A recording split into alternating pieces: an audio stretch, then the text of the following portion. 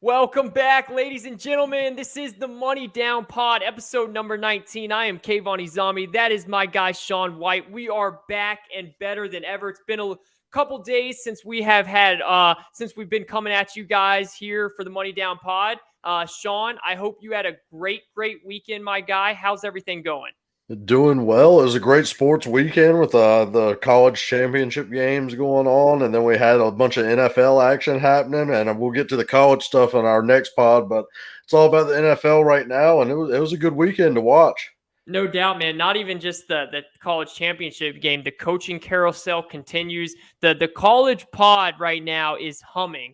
And if you guys haven't listened to our previous college pod, it's not one of those pods where the information kind of goes away. All that stuff is still relevant. We talked about Brian Kelly. We talked about Lincoln Riley. Shawn had some really interesting thoughts on Lincoln Riley's move. I would go check that out. Let us know what you think. Give us a comment and talk about it for the next show that we have record here later this week. But you're right, Shawn. Front and center right now is the NFL. Now that the college, everything but bowl games are over, it's the NFL season, right? Like, this is all the NFL now. That's what we're focusing on. And boy, there's a lot of stuff to talk about. So I think we should start off right away with an up and coming battle between two young quarterbacks in Burrow and Herbert, in the Chargers and Bengals, in what was really a lopsided affair. Look, the Bengals came back a little bit, made it interesting, but the Chargers put it on them. And a lot of people I saw predicted that because the Bengals had such a big win. They thought maybe they would come back down. Burrow did hurt his finger. Maybe that affected him. Maybe it didn't. What are your thoughts overall of just that game yesterday, and then also just the whole big picture of Burrow and Herbert, where they are as young quarterbacks, and then finally, and hit this as we go. You don't have to hit it all at once. Where do you like the teams moving forward? So yeah, that's a lot to unpack. So Yes, we'll start. We'll start I at hit one. you with everything, bro. We'll start at one at a time. So just the game yesterday, the Chargers came out and dominated that thing. I mean, it was very one-sided affair. The Bengals defense been kind of slack lately. They're very hit and miss. So some weeks they'll pitch shutouts, some weeks they'll just give up a ton of points. It's kind of how it goes. And if they don't have the run game going, like if Mixon isn't going, that really puts that defense in harm's way. And that's kind of how the Bengals have to play. They have to have a good run game to go along to complement that defense. They just don't have the players on that side of the ball necessarily. As for Burrow, I mean, he plays well. He's still a young guy for sure, and I mean, Herbert's that too. But Herbert got that full year of experience last year, Yep. so I do have to give Herbert his little props on that. And Herbert's also been playing with the two good receivers this whole time, whereas Burrow's just now getting that Chase T Higgins connection going for the year. So if we're talking about development on that, that's kind of where I'm looking at. I think Burrow's probably about a half a year behind him. But I mean, these two are going to go head to head for years to come, man, because they're two of the best young quarterbacks in the game right now. And they definitely put that on display against each other. Like I said, Herbert got the better of him. Right now, I think Herbert has an overall better team, like you were saying. I prefer the Chargers team setup, even though they can be hit and miss, man. Something's up with the Chargers with how they play games every now and then. They just come in and just give up too many cheap rushing yards and just look off on offense every now and then. But they still have a better overall talented team, in my opinion, than Burrow has over there on the Bengals side. And I think that's probably what shined through the most on that. If we're projecting them out, I feel like both could be playoff teams. But if I had one to be a lock, I think the Chargers make it over the Bengals at this point. Yeah, so everything you said is spot on. First of all, I would say this. There's two things that I know the Chargers have that the Bengals don't, or might not have yet. One, they have the better team. You're spot on about that. Two, I think they have the better coach. Even though Brandon Staley's in his first year, and even though Zach Taylor is looking much better as a coach this year, there's something about Brandon Staley that, and this is just opinion based, that makes me feel like he's the better coach. Now, I do believe fully fact that the Chargers, you could even say that the Bengals are still in a rebuilding year, really. I mean, you could say they're a year early than where they should be. But the Bengals have one thing that I don't know the Chargers have. As good as Justin Herbert has been in the NFL, we know that Joe Burrow can win. And not just in the we saw Joe Burrow win at the biggest possible element, the biggest possible level in college, and we've seen him be able to win some big games in the NFL too. We've seen Justin Herbert do it as well, but we haven't seen him win big games. And I understand college and NFL is different. Like, yes, you could say Joe Burrow just won big games in college. He hasn't done it in the NFL. I get that, but when you talk about Joe Burrow, you talk about that it factor. And we all believe Justin Herbert has it as well. We've just seen Joe Burrow do it more than Justin Herbert has. Justin Herbert has a really good team around him. Justin Herbert looks like the better quarterback because of his stature. I mean, when you just look at Justin Herbert, bro, the dude just, the arm, 6'6", he just looks amazing. This is going to sound like a hot take. It's going to sound hyperbolic and all that stuff, and it could be way too early for it. But watching that matchup, to me, felt like we were watching a early stage of a Manning Brady type thing. And I'm not saying at all that Herbert is going to be Brady or that Burrow is going to be Manning or vice versa. I'm not saying that. It just felt like it could be a heavyweight rivalry against two really good quarterbacks in the AFC for a long time to come. And that's why I said the Brady Manning, because they were in the NFC. That's what it felt like. But the AFC is interesting, man. There are so many good young quarterbacks in the AFC. The NFC is all about the quarterbacks that are older and that have been winning and playing for a while. The AFC is all about the young quarterbacks. And those are two that are leading the way, in my opinion, that we could see clash for a long time moving forward. Yeah, I believe that's going to be a rivalry type situation for sure.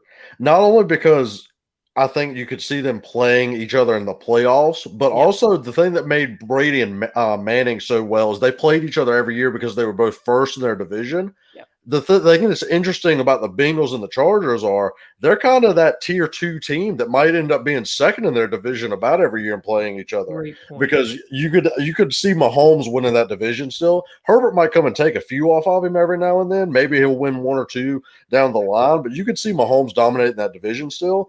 And with the way the Ravens are, even though they're struggling a little bit, the Ravens are just always there, man. And with Lamar, they're going to be there. So you could honestly see Burrow maybe being in that situation too, where they play each other each year and they kind of test each other to see who can get over that hump each and every year between the two of them. So that's something to monitor and keep an eye on. They're two of the better young quarterbacks, though. You're right. The AFC is loaded, man. You got Mahomes, you got Josh Allen, those two right there. If Trevor can get something around him, you got Mac Jones playing well. You got a ton of these young quarterbacks in the AFC, and it's fun to watch. So there's going to be some rivalries already spurting off just from that a little bit too. The thing I do want to see about Herbert, as you were saying, you've seen Burrow win in college. I want to see Herbert this week if Keenan Allen can't play, because that's one thing he's always had. He's always had Keenan Allen there, and Keenan Allen gets no love, man. He is definitely one of those top 5 receivers, and no one talks about him because the dude's always open. That's the thing. If there's ever a time that the ball needs to go somewhere or a play breaks down, you can count on Keenan Allen to be always open. He's kind of the low-maintenance Michael Thomas type. He's going to work that middle of the field, run perfect crisp routes, and always have his hands ready. So it's going to be interesting to see Herbert play without a safety blanket for the first time in his career, because especially if Keenan misses the game because of the COVID thing. I'm not sure if he's vaxxed or not, but right now they're saying he's probably going to be out, so we'll see if he is. If he's out, I really want to see Herbert play that game without a safety blanket, because that's gonna show me a lot about how Herbert can deal with stuff like that.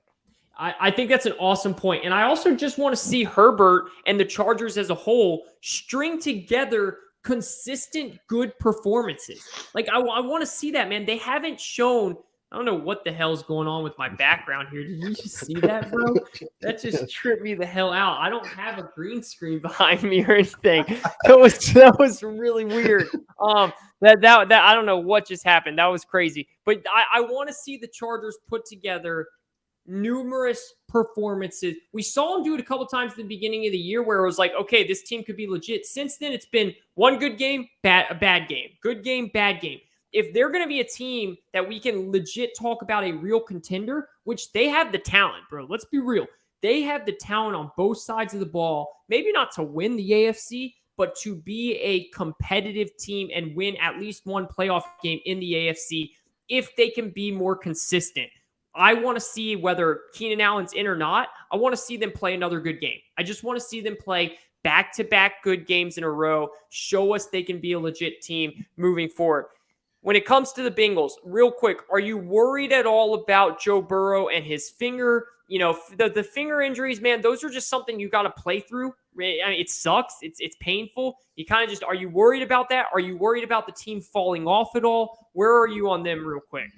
I think they're going to be fighting for that last wild card spot. That's probably where they're going to be at, right around that Raiders, kind of Steelers, kind of Browns line, somewhere around there. So the finger injury could maybe come into play. But like I said, the most important thing for them is making sure Mixon gets going and running the ball. I thought that was a very inspiring effort by the Chargers to hold him down like they did, because they've been an awful rush defense all year. That's been their big problem. And for all I know, they can get ran all over next week because they're kind of inconsistent in that way. Like you said, you kind of want to see back-to-back games strung together. I think the big thing is going to be making sure Mixon's good to go to get that play action game working with those receivers. So I think as long as the finger's not broken, as long as we're not talking Russell Wilson type thing, if he can grip the ball, I think he'll be fine. It's just kind of going to throw his accuracy a little bit, which you can expect with any finger injury. But as far as their playoff chances with the finger, I think they'll be fine. I think they're going to be fighting for that last wild card spot. Yep, I agree. And I think that they have a really good shot to get into that wild card. Let's move on here to another team in the AFC that, whether they're going to be fighting for the wild card spot or the division spot, they're going to be fighting for a playoff spot in the AFC. There's no doubt about that. And that's the Baltimore Ravens here. And look, when it comes to going for two, we both talked about this before. You said it perfect, Shawn. I don't want to take the words from you, but you said that's just John Harbaugh. That's the Ravens. That's what they do. And you're so right. To me, man, I have no issue with that call. I have no issue at all. You're in Pittsburgh. The crowd is against you. You don't want to go into overtime. You want to get it over with. Go for two. And honestly, if Mark Andrews just keeps running, he walks in. I don't know why he stopped his route. Every tight end receiver knows you don't. He stopped to turn to the ball and he stopped.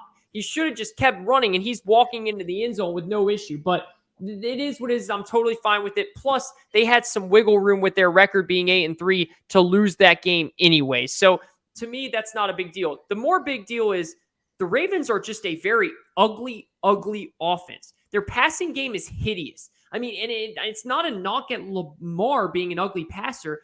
It's just a very ugly system. Oh my God. Like just a scheme. It's a very ugly scheme. It's a very ugly, just the whole system of their passing game is ugly to me. It just doesn't line up well. Everything just looks off. Everything just looks ugly. And they're a team that's been winning based on miracles at the end, based on Lamar being the MVP that he is, putting the team on his back in a fourth quarter, in a second half, and coming back. Shawn, in the NFL, bro, eventually that runs out.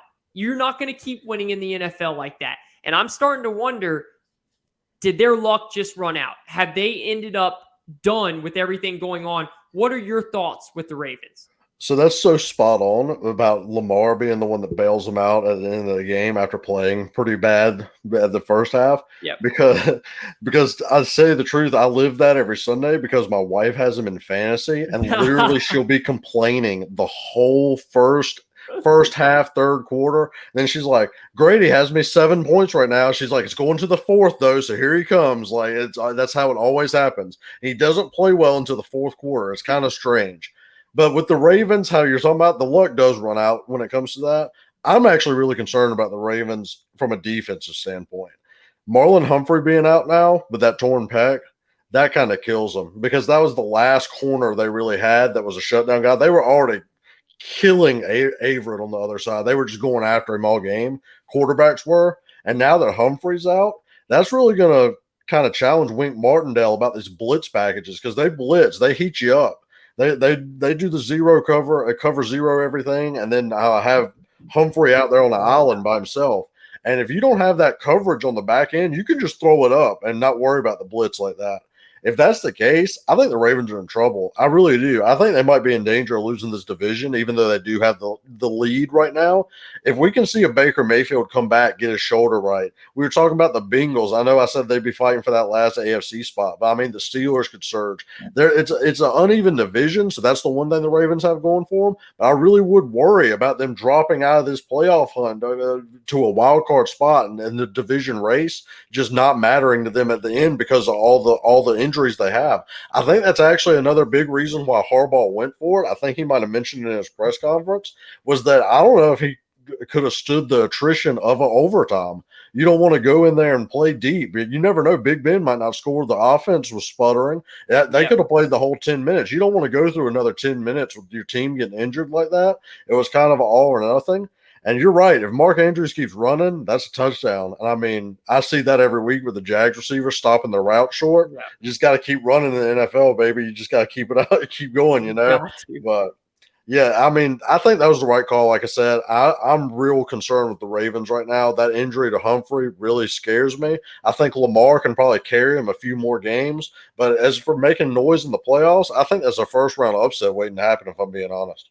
So I love your point on Marlon Humphrey and how important that is. And anybody that looks a little bit deeper into how these teams are built and how these coaches use the teams are going to appreciate what you just said. Because a lot of people from afar will say, Shawn, like, I know Marlon Humphrey's good, but one quarter, what are you talking about? But it's not just one corner. It's how you said it perfectly. It's the way they blitz. They need a top corner to be levied on the island by himself to hold things up. Also, they lost more than just one corner. They've lost a ton of corner. I mean, they are really injured right now. But Marlon Humphrey was their premier corner. And the way they use that blitz package, it changes everything. And if they don't have Marlon Humphreys there, it kills it. So I know a lot of football fans appreciate what you're saying. And to what you're talking about with the Ravens sliding, bro, like, let me just read you this. They're at the Browns. They're versus the Packers. They're at the Bengals. They're versus the Rams. And then they're versus the Steelers. Like, that is not – name me a game on there that's easy. There's not one game on there that you can check off as a win right now. No, not one. So, like, they could easily slide out of this. Now, I don't think they'll miss the playoffs or anything because I think Lamar still has a couple more magic in him where he can win a couple games. But to think that they're a team that could possibly win the AFC with the way they're playing and built, I don't see it at all. I just don't see it. They've had too much good luck go their way, too many miracles on the back of Lamar go their way, that's just going to run out now, and the injuries eventually are just going to cut up to them. To me right now, I am right there with you, knocking Baltimore out of the contender spot unless somehow they can get healthy and things can really pick up. Right now, they're out for me in the AFC. Yeah, I was going to say, too, the other point about the blitzing, since they lost Judon, they can't get heat without the blitz either. So, like, they can't apply pressure, and now they can't cover. So, that the offense is going to have to pick it up. They can't just show up in the fourth quarter now, or else they're going to get blown out. Like, that's just kind of how it is at this point. No doubt about it, man. I want to turn to another, and speaking of the AFC, we've got a battle against two of the top teams in the AFC right now, again with the Bills and the Patriots, and we'll talk about that next week after this game. So we'll talk about it on Thursday when we break down the upcoming weeks. We'll kind of go over that Monday night game, and that will be interesting because that will tell a lot here. One team, Shawn, I forgot to mention this that I think we need to hit on real quick before, and I forgot to mention this in our pre-talk here. I think we need to talk about the Chiefs, man, because the Chiefs, to me, are fascinating. First of all, they go out and win against a division team that was 6-5. Like, let's understand, the Broncos were 6-5. They're not a bad team. They're not a great team, but they're not a bad team. They held that team to 22-3. The Broncos got a garbage time touchdown at the end. It was 22-3 for most of the game. About a couple minutes left. And all you see on the headlines this morning on some of these national talk shows is the Chiefs offense dead? Are the Chiefs back? Do the Chiefs have issues? Is Patrick Mahomes going to be able to bring, like, it's all questions about, are the Chiefs going to be able to become a better team? And it just feels like the public and the media, and I understand we're part of the media here now, would rather have the Chiefs win 35-34 than 22-10 or 22-9. And my thing is this: the Chiefs' defense is legit. And to me, I think the Chiefs are the best team in the AFC. I don't think it matters right now that the offense isn't playing that well. I think the offense is due. I think Mahomes has looked at the film with Andy Reid, and he has looked back and said, I'm not going to throw this ball into coverage. I'm just going to check it down. I'm going to let my receivers do the run after the catch. He's not forcing it anymore. He's not playing miracle. He's not acting like he has to be God out there. And the defense has fixed itself. They're a really good football team. I don't understand all this talk about, are they in trouble? Can the offense get going? It doesn't matter to me. They're a good football team, and I think they're the best in the AFC. I actually agree with that. I mean, I know we didn't talk about it pre-show, but I agree with that. My whole point of it is a lot of people are talking all this Mahomes regression. So yeah, he's not like hitting no-look passes and everything. And I know he misses throws here and there, but you really going to doubt Mahomes in the playoffs in a tight game? Like, you need a throw? You're really going to doubt him right now? I mean, that's like doubting Rodgers on the other side. Like, it's not going to happen. Like, I mean, if the defense is playing well enough, like if they keep playing this way defensively in the wintertime, I trust Pat Mahomes is going to make the throws he needs to make. Patrick Mahomes is going to come through at the end. And I mean, you got, like I said, Kelsey's actually the one that's been off this year. If you really want to look at it, Kelsey's the one that's off. And I mean, I don't know if that's an age thing. I don't know if he's kind of distracted, but his hands haven't been where they usually are. But if anyone's going to get that right, it's going to be Kelsey and Mahomes, that connection. You really want to doubt that going into the playoffs? I just don't understand it either. I don't understand the reaction to it whatsoever. I have zero concern about them. They're going to be the number one seed, I believe. And I believe they're probably going to win the AFC, in my opinion. I think they're going to get to the Super Bowl. That'd be my pick right now. Like I said, Mahomes just isn't putting up ungodly numbers, but he doesn't have to if his defense keeps playing like this. It would just – the reaction around it, like you said, it makes no sense to me. And I have them as my top team in the AFC as well. I mean, I know New England and Buffalo is playing right now, but, I mean – I was watching a little earlier. Classic Buffalo giving up like a 70-yard touchdown and win. Like, they're going to run, right? I know. But, and they sold out on the run too, and they still gave it up. Back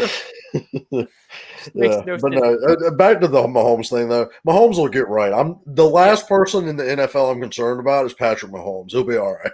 Like, completely agree. And I love how you brought up the word regression, bro, because it's like this. The dude was on pace to literally he was having the best young performance as a QB we've ever seen in NFL history. Shawn, his first couple years in the NFL was the best first years by a quarterback we've ever seen. And I don't even think that's like an argument. Like, I think he still is. Like, that's what I'm saying. So, like, when you say regression, no shit, he's going to regress from what he was doing. You can't do that every single season. He still looks amazing. He is still, by far, if you lined up 32 GMs and said, start your franchise right now, don't worry about money, don't worry about this, for the next 10 years, every single one of them is probably going to take Mahomes. You're going to get a couple here like your Herberts and your Burrows and your Lawrence, but 99% is going to take Mahomes. The Chiefs have a luxury right now that teams like me and you and other teams don't get. The Green Bay Packers, for the longest time, have not had the luxury that the Chiefs are getting right now, which is they've got an amazing quarterback and they've not been able to have a good defense. The Chiefs have the luxury of they have a really good defense, and that just means Mahomes doesn't need to do anything right now spectacular. But when the time comes, exactly what you said, I trust him to do it. Right now, they are my pick, just like you, to win the AFC. Yeah, and until he goes out there and doesn't do it, then that's when we can discuss that. But you win 23-10. It was basically 23-3, and the sky is falling. The Chiefs can't play anymore. It's like, okay, all right, guys, let's chill out a little bit. They're 8-4. They're tied for the first, so I think they're good. Let's flip to the NFC team. NFC here, a team that is just surprisingly really hot right now. It won 4 in a row off of Taylor Heineke and just some of the magic that he's got going on right now. Ron Rivera. The team loses Chase Young, and they lose some of their best defensive players. And all they've done is reeled off 4 wins in a row. They're 6-6. They're the second wild card in the NFC. Shawn, are you a believer in the Washington football team and what Taylor Heinicke and Ron Rivera are doing? I am, actually. They actually finally started to do what I as an Antonio Gibson fantasy manager. Hey, go back and check the tape. You've been saying this for weeks, bro. Weeks. Yeah, so I'm an Antonio Gibson fantasy manager, and I believe in Antonio Gibson. I think he's one of the better backs in the NFL. And I'm like, why won't you just run him? I mean, run the man, throw him some screens, play it. And then all of a sudden, last 4 weeks, oh, look at that. They get him more involved, get him going, and all of a sudden they can score now. Look at that. And then the other thing is that sometimes having big names can throw people off. So I'm not sure. So I'm not watching complete game film on this, but from what I have watched, they've been actually more stout against the run with Chase Young and Sweat out. And I don't know if that's a product of Sweat and Chase Young getting too far upfield and then giving up the lanes for the run or like letting quarterbacks move or whatever. But for some reason, they've just been way more fundamentally sound on defense, and their defense is back. It's crazy. Yeah. I don't know how you lose your 2 best players. They're their 2 most talented players easily, and they lost them both. But somehow they've just picked up the slack and became more fundamentally sound in playing, and the defense is just better as a whole. It's weird how that happens sometimes. It's a very strange occurrence that just happens in sports every now and then. But they finally went to the run game to let Heinicke have a break, so he isn't playing hero Brett Favre ball out there. I mean, I don't know why they thought he was Brett Favre earlier in the year, but they were using him like him. I mean, just sling it the whole time. Now they're running the ball. Now they have him back there, and I'm a buyer in the team as long as they keep doing that, because that's what they were last year, and that's what they're good at being. If they stick to that identity, they actually got a shot at Dallas if they don't watch out. So I mean, let's watch out for that, because they have a shot at the division if they don't watch out. If Dallas don't get their act together soon. I think that you make some awesome points about how sometimes addition by subtraction by big names can help. It is addition by subtraction, and it's not saying that Chase Young is a bad player. It's not saying that at all. It's just saying they just went back. It's almost like this. They just made things simple. They just made things simple, and it's helped the team more. And it's crazy, man. And the thing about the Washington football team is, like you said, they do still have a shot at Dallas. And as long as Taylor Heinicke is being this quote unquote, and I don't want to call him a game manager because he is making big throws, but he's not turning the ball over. What they were also doing when they were playing really bad defense, he was turning the ball over way too much. He's not doing that as much. He's not turning the ball over. They're giving the ball to Antonio Gibson. They're finding ways to kill the clock and do long drives.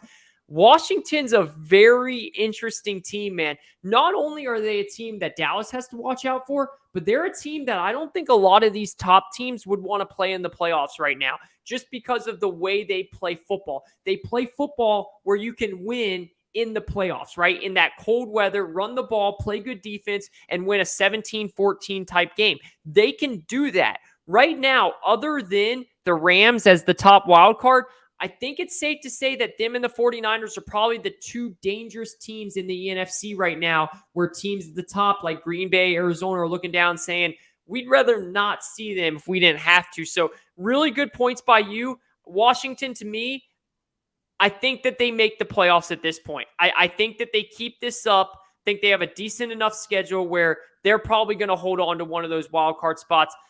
I'm a believer in Washington as well. Yeah, I definitely think that Dallas wouldn't want to see them, and I definitely think that I don't know if Green Bay would necessarily be concerned. I think Green Bay is kind of far and away the best team in the NFC and the NFL right now, in my opinion, actually.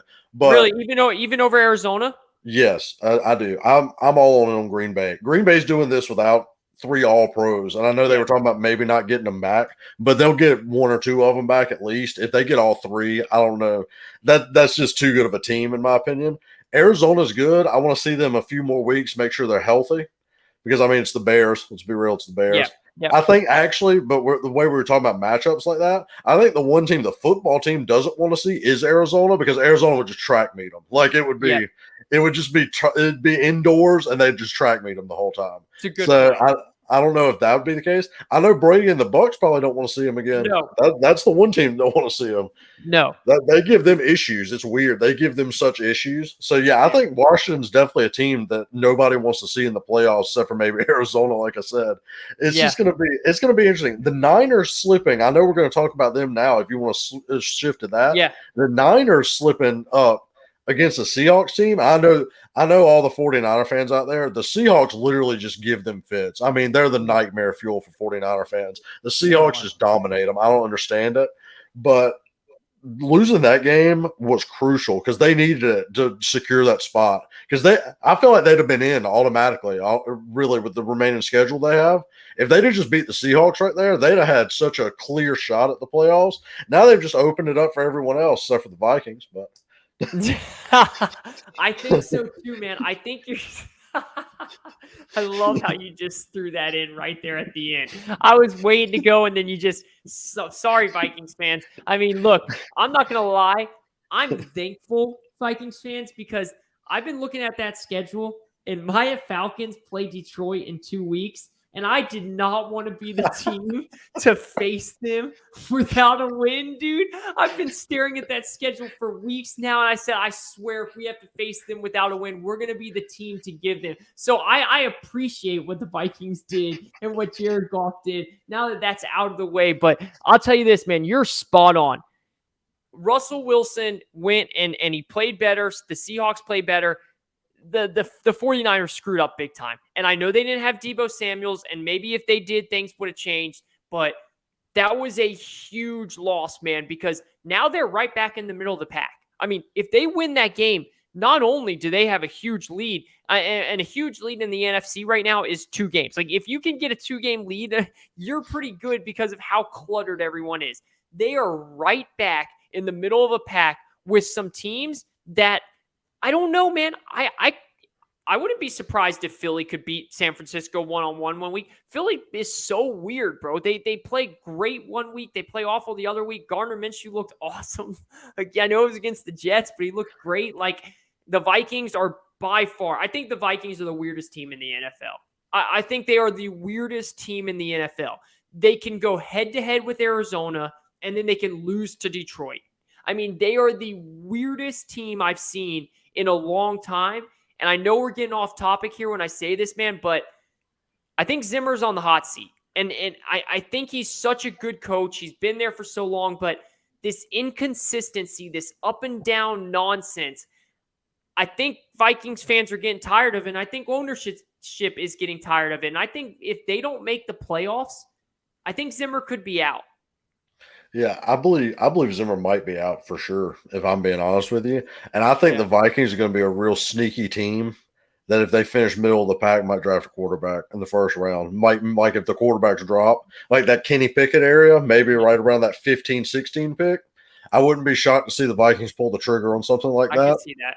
Because they were looking into Fields hard, and I can tell they're probably about done with Kirk Cousins just in general. Yeah. I mean, he's just, like I said, he's the bar. He's the middle of the NFL. He's 16 out of 32 as a quarterback.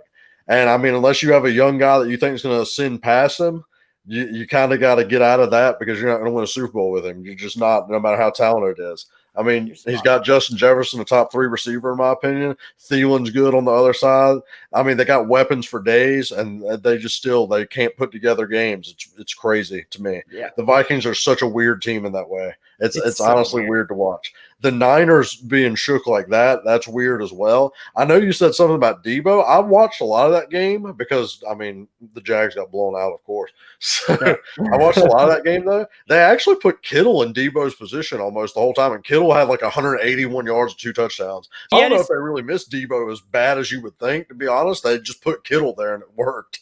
Yo, he had one of his best – Kittle had one of his best games. It was his first ever 2-touchdown game, which is crazy to think with Kittle. Kittle's a beast, but I saw that stat. Kittle looked – because earlier in the year, I know Kittle was banged up, but I started to say this, is Kittle really a top 3 tight end anymore? Because he just was always banged up. They did what they did with Kittle. I was impressed. I like that a lot. But I get your point on Deebo. Yeah, no, so that with the Niners, I mean, let's be real. Jimmy Garoppolo is not that good. No. I mean, that's their biggest issue is they better get Trey Lance right for next year, or else they're never going to get over that hump again. I mean, everything had to be perfect that year that Garoppolo made that Super Bowl run. Yeah. I mean, they were just so talented everywhere else that you could have put Kirk Cousins out there and maybe won the Super Bowl then. You could have. But I mean, Garoppolo was just too. He's just too inconsistent. He throws the ball way too high. He's just putting hospital balls out there for all his receivers. It's just he's a rough watch. But again, he's going to get a job next year because it's a scarcity of quarterbacks. Yep. It's just not going to be with the Niners. Yeah. Like I said, really, this NFC playoff picture. Do you trust Washington the most right now to make it past the Rams? Because I'll tell you what, the Rams, for as good as – I mean, they won by 30, so let me get this straight. But that first quarter and a half, they weren't looking good. No. I mean, it was a close game, and Stafford was off. It took our second corner, our rookie corner, the Jags rookie corner, who's actually played well because Shaq Griffin was out. Once he went down, obviously no one out there, the third and fourth corner is not going to cover – Cooper Kupp and Odell, so they just started to put a hurt on the team. But until that happened, Kupp had like 0 catches through the first 5 drives, and Stafford was shaky. So it's a weird situation still with the Rams. And just because they beat the Jags, I don't necessarily know if that was a get-right game either. I need to see them beat someone of note in order to really put some confidence in that. I'm honestly leaning toward Washington as the confident team to make the playoffs right now out of those wild card teams. The problem with the Rams with me is I just think Matthew Stafford is incredibly banged up right now. I don't think he's healthy at all, man. I think he is hurting. I think he is, and he's so tough, you don't really understand it or you don't really know it because he's just so tough. He always plays. He's done it in Detroit. He's doing it now. I just think they're really banged up. And I think the biggest problem other than that is their defense just isn't very good. I know they held you guys to 7 points, but their defense is off, man. And maybe that can be the game that gets them going and gets them back into it. Their defense against good teams is getting destroyed. No one is scared of that defense like it was last year. Last year, that was the best defense in the league. It was the best defense in football last year. Things have fallen off. And because of that, I think Washington's defense is better right now. I think Washington is playing better right now. Now, the Rams have way more talent. I'd be more worried about the Rams if I was playing them. But right now, I think you make a great point. I think Washington might be the best team to trust, even if you stay outside of the Rams, but even putting the Rams in it. Like, the Rams have some issues right now that I don't know is fixable, but there's some pressure that they've got to fix because the pressure is strong in LA. Want to hit on one point here about what you said with the 49ers and Jimmy G. You're right. Like Jimmy G, one game he can look great, one game he looks bad. One game he looks great, one game he looks bad. The 49ers, man, they needed that win so bad because now they go to Cincinnati, who just had a rough loss. They're going to be pissed off. Then they're going to need to keep pace in the AFC. The AFC is a lot tougher with good teams than the NFC. Yes, no doubt. The Bengals got to win that game, and it's in Cincinnati. Then they play the Falcons. Look, the Falcons, they should win. The 49ers should win that game, but if the Falcons play like they should, the Falcons could win that game. They're so up and down. Then they play at Tennessee on Sunday Night Football. Then they play the Texans, and then they play at the Rams. The Texans is the only game right there that in that whole thing that says they will win that. That's the only one. That's the only game out of all of them where you can point and say they will definitely win that. So them losing that game, you hit it on the head. It might affect them to the point where either they end up getting that last wild card or they might not even get it at all. Luckily for them, the NFC is so bad that the 1-10 Detroit Lions are mathematically not eliminated yet. So that's where we are right now in the NFC, which is just crazy. Yeah, it's insane in the NFC for sure. And it's so funny that I can't get over how Seattle is just the bugaboo for the 49ers. I mean, 2 of their 4 wins is against the Niners this year? Yep. I mean, and Russell Wilson, who hasn't been able to complete passes with his hurt hand, this was his comeback game. Like, he's 30 of 37 on the game, accurate as can be. It's amazing. It's crazy how that works. The whole NFC West is just, it's mind-blowing. Sean McVay, for how great of a coach he is, he can't beat Kyle Shanahan and the 49ers. The 49ers, for how talented of a team they are, they can't beat Seattle. Like, Seattle can't beat the Rams. Like, it's the Rams, or the Cardinals couldn't beat the Rams until this year. Then they finally beat them. Like, the Rams were beating them every single year. It's wild, man, how this division is. Shawn, I want to throw something on you real quick here that we did not, again, talk about in the pre-show meeting that I think needs to be discussed. And I was just thinking about it when we were talking about the NFC. Joe Brady.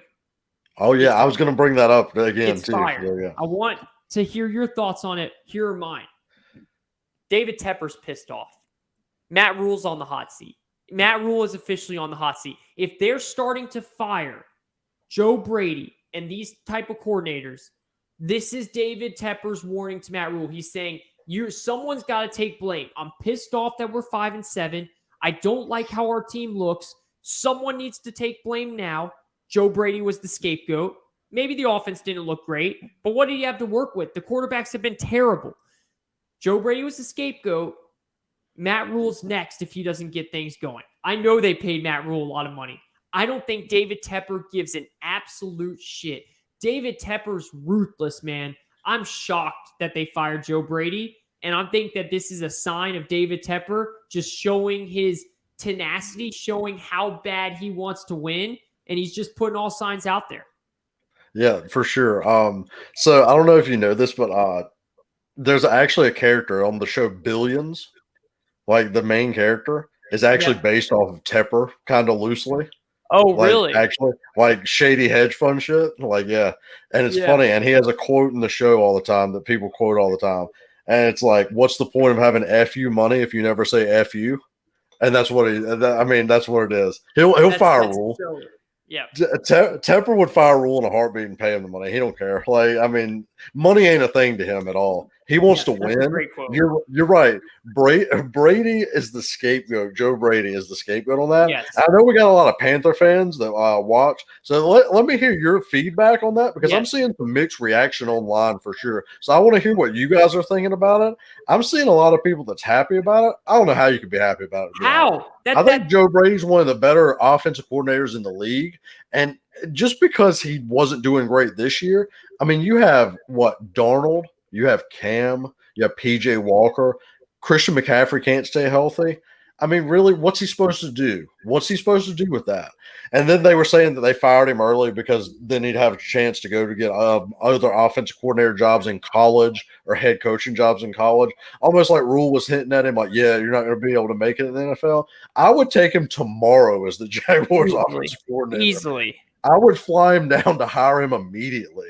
Like, please get him in there. He's at least creative. Just because he didn't have a quarterback that can throw a forward pass and not get picked off doesn't mean that he's a bad coordinator. He's definitely the scapegoat, like you said, and Rule would be next in that formation. I think they're going to have to do everything they can to get a quarterback in the offseason. There's just not a lot of them around, and I don't think Tepper's going to be happy until they get a winning product on the field. He's used to winning with the Steelers when he was minority owner. This dude does the hedge fund game. Hedge fund people, man, they don't lose. If you make money in hedge funds, you win constantly.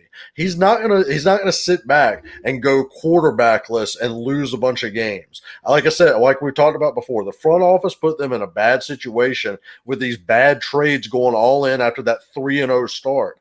Now they don't have a lot of picks. It's going to be interesting to see what they do at quarterback, because they're going to have to figure that out first and foremost, or else they're going to get more offensive coordinators fired because they don't have anything to work with, and Rule will be gone before you know it. So you said it best.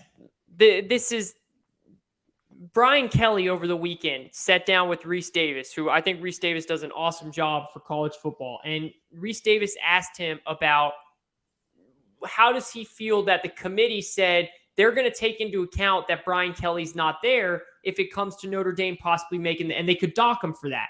And Brian Kelly's exact response was, I've never seen a coach play. I've never seen a coach actually go out there and affect the game by being a player.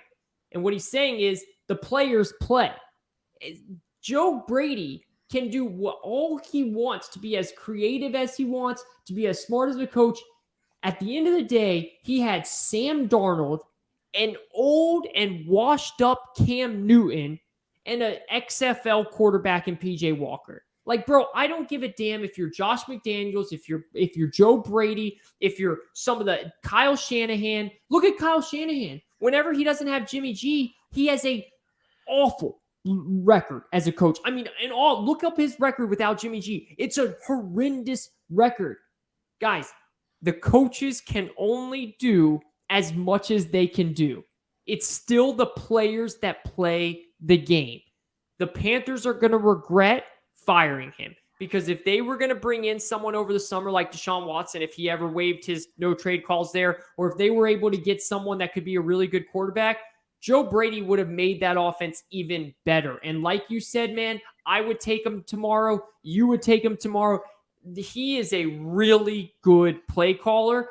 Someone just had to go, and they weren't going to fire the defensive side of the ball because the defense has actually been good. So they had to fire Joe Brady. It's a scapegoat, and it sits up next to tell Matt Rule, hey, buddy, if you wanted that Oklahoma job, you probably should have taken it. Hey, if you maybe want that Oregon job, which he doesn't, but you probably should go take that because if things don't turn around quick, you're going to be out as well. And that is what David Tepper's saying. And the quote that you used is perfect. I love it. Yeah. So I also want to clarify this because if you go back and look, you'll hear me complain a lot about the Jags offensive coordinator. So I know that the Jags do not have the receivers and playmakers to go. That's where you got to watch the games. Yep. Because I've watched a lot of Panther games as well. The thing that I'm talking about is it's one thing if you don't have the talent, but you also do nothing creative with your schemes to try to get that talent the ball. No pick routes, no plays to get these receivers with no separation open. Brady is running pick plays and pick routes with bomb receivers on the outside with Robbie Anderson and DJ Moore separators. They just have quarterbacks that can't get them the ball. That's a completely different argument. I wanted to clarify that because that would be the first thing that gets pointed to is, oh, you complain about the Jags OC.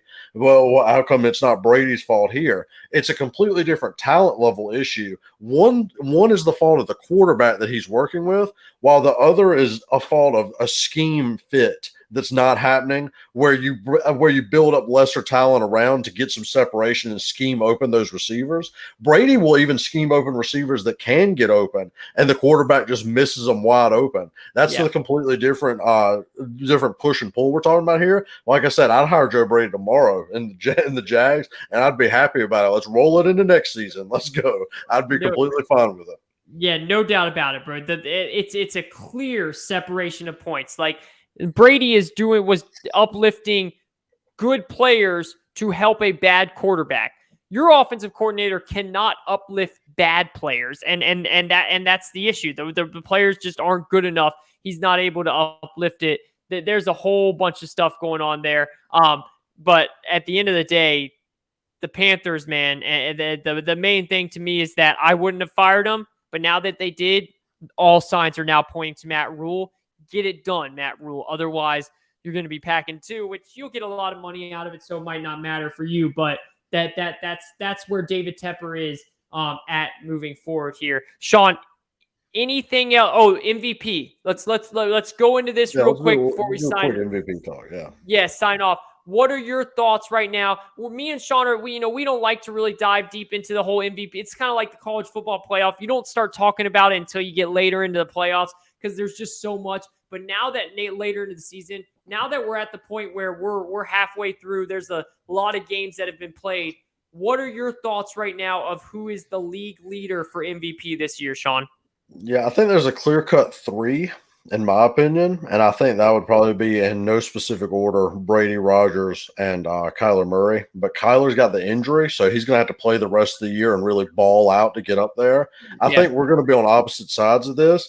My leader would actually be Aaron Rodgers. I think Rodgers has played the best quarterback that you can play this year, and he's on the best team, in my opinion. He's played as well as you can play, but like we've discussed, the media can get real funny, and it's a media-voted award. The MVP is. That COVID thing, I mean, I don't know how many fans actually cared about it. I don't know how many players actually cared about it. But the one group that did care a lot about it was the media. I don't think the media has any shot of voting him MVP after that, but I think he's deserving of it. I don't think there's any way he wins MVP because of that. I'd be absolutely shocked if he does. Not saying that's fair. It's not fair, but that's just how the media works. My number one guy is Tom Brady. I hate saying it because it's just boring at this point. Tom Brady is literally 10-0 against my Falcons team. Like, it's just, he has literally just abused us and ripped our hearts out over and over again. But he is playing and at just an absurd level of football for his age. My number 2 is Rodgers. My number 3 is Jonathan Taylor. I think Jonathan Taylor. I was going to actually say him as a dark horse. That's a great point. He needs to be, his name, he's not going to win it, but his name needs to be in the conversation, bro. What he is doing is incredible. His name needs to be in the conversation. He's having an awesome year. Those are my 3 right now. Kyler, your third, or you're in that order, whatever, is right outside for me. And if he does have a phenomenal end of the year, then I think he should be in the conversation as well. But it's going to be hard with him missing a couple games, like you said. Yeah, let me throw this at you though. The Titans are in shambles right now. They're kind of playing bad. Like, they got the Jags after the bye, and the Jags haven't won there forever, so they'll win that game. But after that, we've got to see how they kind of come together. They might have a weak enough schedule to be okay. If the Colts could make a run at the playoffs, especially with how low the AFC is, and if Brady was to take a step back, because like we talked about, we don't think Rodgers is going to get it. And like I said, Kyler might be eliminated just because he missed so many games and his team won 2 of them. If Jonathan Taylor keeps putting up like 150 yards a game and a touchdown or 2 like he's been doing, and the Colts make a run and get in the playoffs after that start they had, it's hard not to give it to him at that point if Brady takes a step back. So he's definitely a dark horse. I was going to bring that up. I'm glad he was your third. So that's a good point. 1,000% agree with you, man. And he has been, 1,348 yards. The amount of, what does he have? 16 touchdowns. 16 rushing touchdowns and 2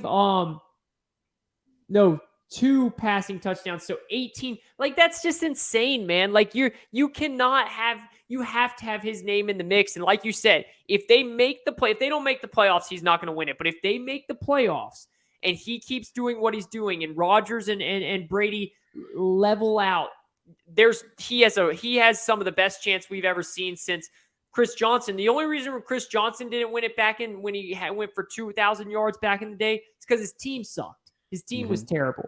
Todd Gurley was in the running a couple years ago back then. Derrick Henry's been in the running, but they've never actually won it. Well, Peterson won it, didn't he? Adrian Peterson's the only one that's won it. You're right. Good God. It would have been, let's be real, though. I hate him, but I respect him. Derrick Henry would have won that if he hadn't got hurt. Yeah. The season he was having, Jonathan Taylor, just passed him like 3 games ago? Yeah. He'd been out for so long. And the thing about it is, a lot of this ward is about storylines. If you remember, the reason why Adrian Peterson won it, he came off that nasty ACL injury. And it was like, he was like the first player ever to come back so quick. His ACL was better. It was like magical. It was like the first dude ever. He had that amazing year and he won the MVP. So the storyline's a big deal. I think the media likes Taylor. You're right about Derrick Henry, though, but I think he has a shot. Yeah, it's a dark horse for sure. I don't know what his odds are in Vegas, but if you have a little bit of loose change to throw around, that'd be a decent long shot odds to put some money down on for sure. For sure. No doubt about it, bro.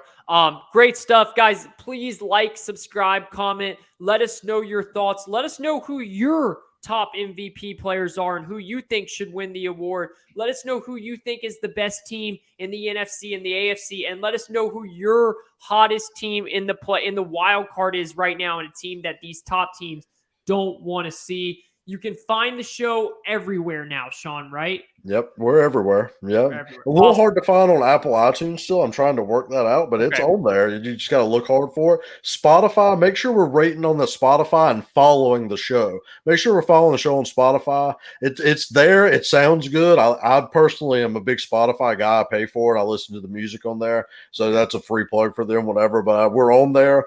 Go ahead and follow the Money Down Pod on Spotify. That's a good place to watch. We're on YouTube, of course, and anywhere else you can find us. Yeah, please take a look. Give us a 5-star rating. Give us a comment. It means the world to us. We appreciate you guys listening, and we will be back later this week to talk all things college football. Mario Cristobal on the move. The Oregon job is open. Could Chip Kelly, Shawn, come back?